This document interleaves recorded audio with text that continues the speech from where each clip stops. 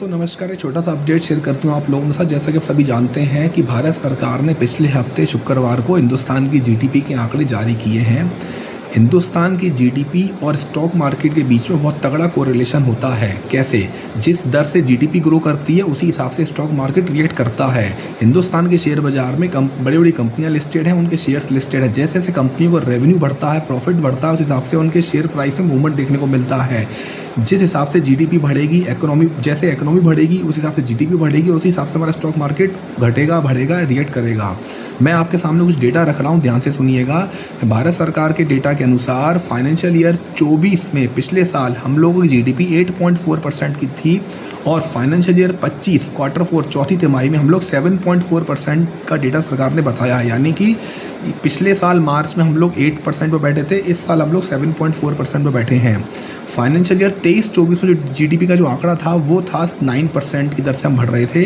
Financial year 24-25 जो मार्च में ख़त्म हुआ है उसका जो फाइनल डेटा आया है वो आया है 6.5%। यानी कि साल दर साल हमारी जीडीपी इस साल थोड़ी सी नीचे आई है पिछले साल की अपेक्षा।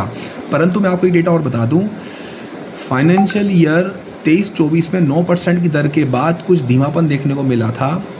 पिछली तीसरी तिमाही में, यानी कि जो दिसंबर में ख़त्म हुई है तिमाही, उसमें हमारी जीडीपी की जो डेटा था वो था 6.4% दिसंबर। उसके बाद जो जनवरी, फरवरी, मार्च की चौथी तिमाही आई है फाइनेंशियल ईयर 25 में, उसमें हमारा डेटा आया 7.4%।